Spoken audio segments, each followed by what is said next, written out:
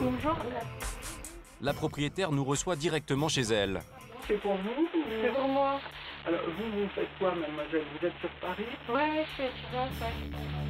Le studio à louer se situe juste en face, sur le palier, occupé pour le moment par un autre étudiant. Alors, c'est en face. Gaëtan? J'avais une visite là aujourd'hui. Un appartement, là, c'est une petite chambre. Hein. D'accord. Oui. 8 mètres carrés, j'ai dû le mettre. C'est petit. Et vous louez ça tout le temps? Parce que c'est souvent loué.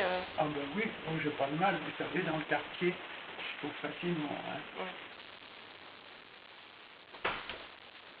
Le locataire nous ouvre. Nous entrons difficilement dans le studio. Bonjour. Le confort est très sommaire. Un petit lavabo, vous voyez, c'est tout ce qu'il y a. Ah ben oui, une chaud d'eau froide. Voilà. Les places là, c'est. Oui, c'est ici, tout va. Oui.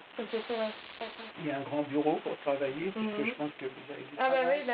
Des grands placards, des tiroirs, ça est très logeable. Hein. Très logeable, pourtant il n'y a ni toilette, ni salle de bain. Et à notre grande surprise, pour se laver, il faut retraverser le palier, car c'est dans la salle de bain de la propriétaire que Stéphanie pourra prendre une douche ou utiliser les toilettes, mais pas à n'importe quelle heure. D'accord. Vous vous couchez quand, vous, mademoiselle, le soir? Le matin. Quelle heure à peu près? Ça dépend de mes cours. Oui. C'est quand même pas... Oui, combien? C'est 8 heures. Oui. On verra comment ça marchera. Oui. Ça pose un C'est problème? les filles. Ben, Parfois ouais, c'est plus tard. enfin, oui, d'accord.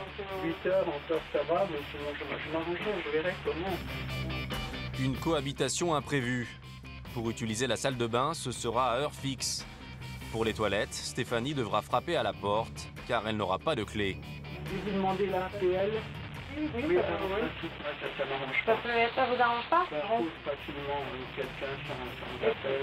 Alors, ça m'arrange pas. Ah, d'accord. Autre surprise, la propriétaire refuse que le locataire fasse une demande d'aide au logement.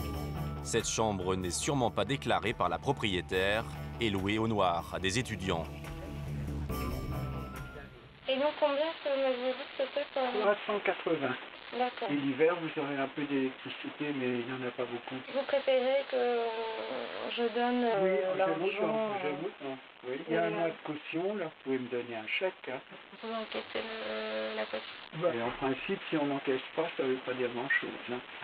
Oui, bien sûr. Et puis être assez discret, parce que vous voyez, c'est quand même pas une chambre pour recevoir.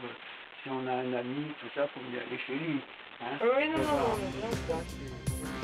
Les recommandations sont nombreuses, mais le constat est accablant pour la propriétaire.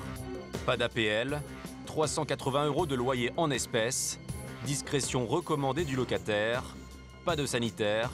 Cette dame est un véritable marchand de sommeil et elle ne respecte pas la loi. Si l'on regarde ce décret datant de 2002 sur les caractéristiques d'un logement décent, la surface habitable du logement est au moins égale à 9 mètres carrés. Ici, il en mesure 8, ce qui est hors la loi. De plus, une baignoire ou une douche eau chaude et froide est également requise. Ce qui n'est pas le cas. Le logement ne répond pas aux normes légales. Pourtant, il est loué à l'année sans problème et rapporte un peu plus de 4 500 € par an à sa propriétaire. Ce qui nous choque dans cette visite, c'est de rentrer chez moi et de ne pas pouvoir avoir la possibilité de prendre une douche ou d'aller aux toilettes. Enfin, je trouve ça simplement inconcevable, en fait. Ce qui l'importe, elle, c'est que son loyer soit payé tous les mois et après... Alors ça, pareil aussi, elle ne veut pas que ce soit fait par chèque, mais elle préfère que ce soit de main à main, donc du cash.